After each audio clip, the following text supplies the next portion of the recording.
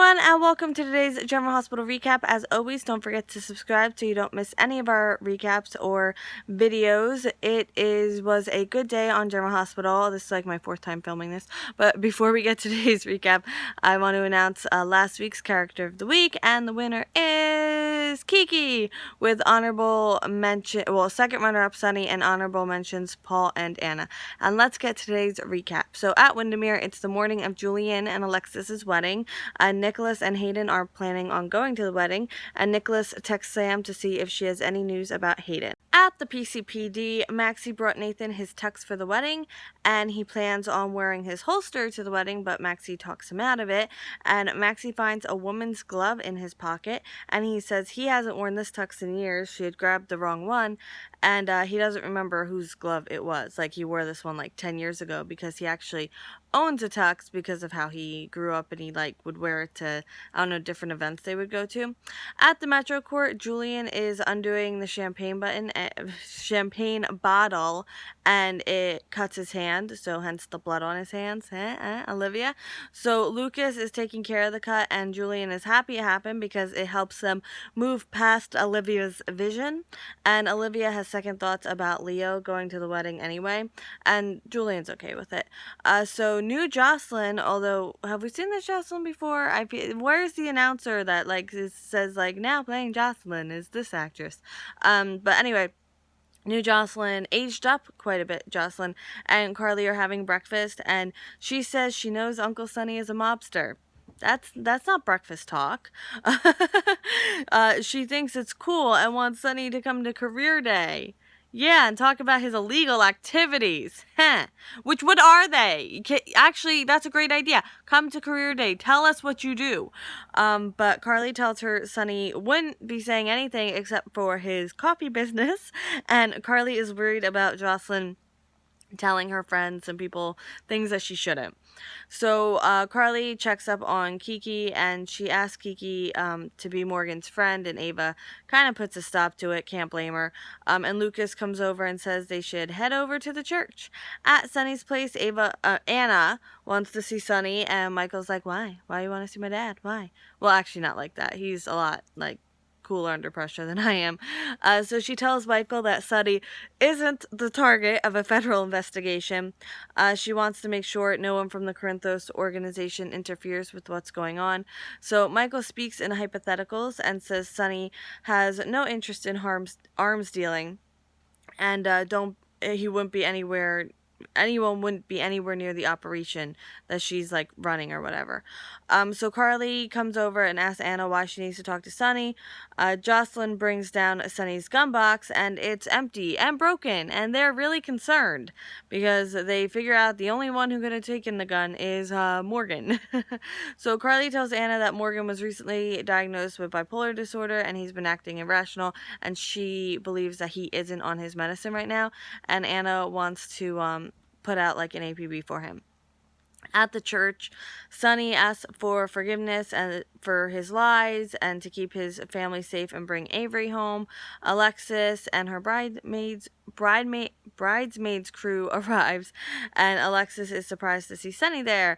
So AlexiS wants a moment with Sonny, and she wants to know why he's really here, and Sonny says that he knows something is genuinely wrong for Christina, so he wants to show that he cares and he'll listen to her.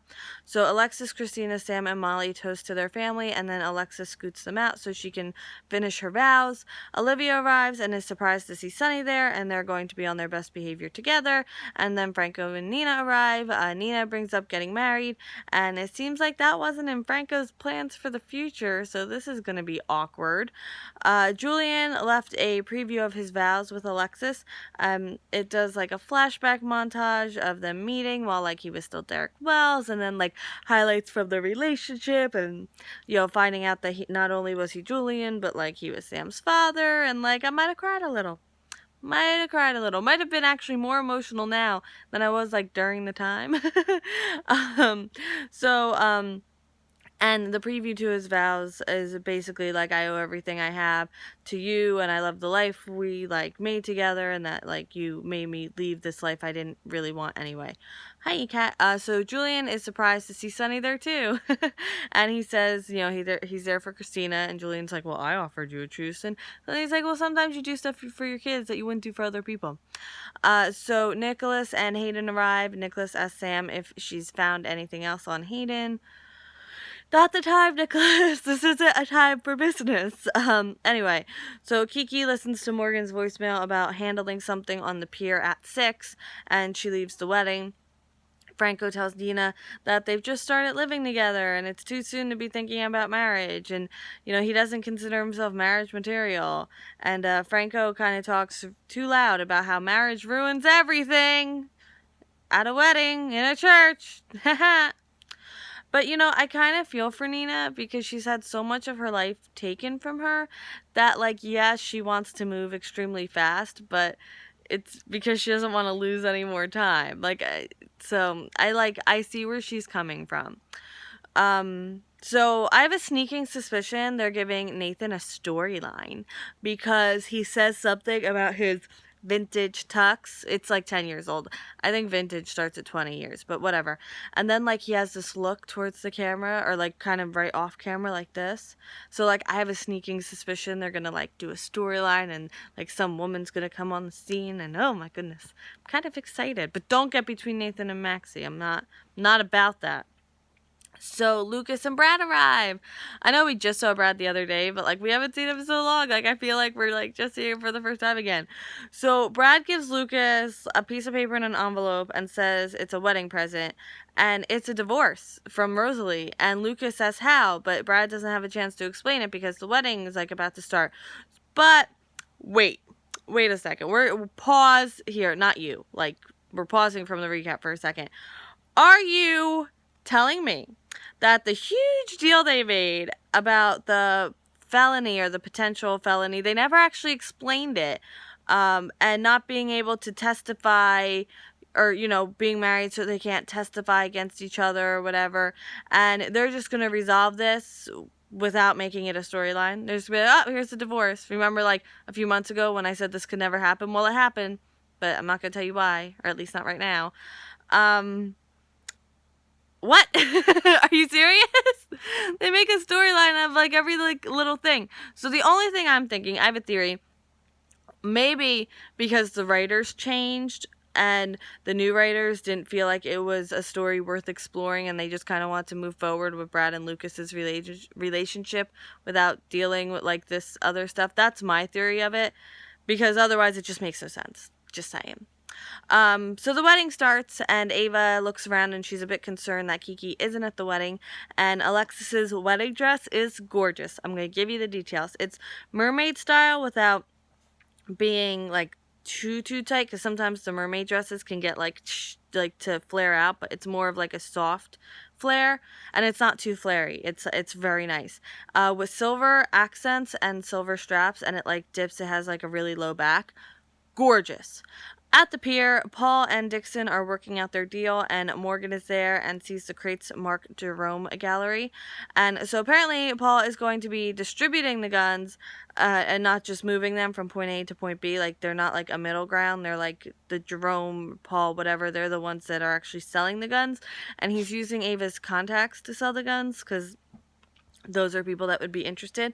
So when Dixon checks up on the crates, Paul calls Anna to make sure everything's in place, and Anna says that ATF is surrounding the pier, and as soon as money changes hands, they'll make the arrests. And then Paul tells Dixon he was speaking to the authorities to keep them away and give them misdirection. I don't know. Like, I don't buy that, like, I personally, I don't buy that, like, he's working with the federal government, but like I'm just uncomfortable. I don't know. I don't know.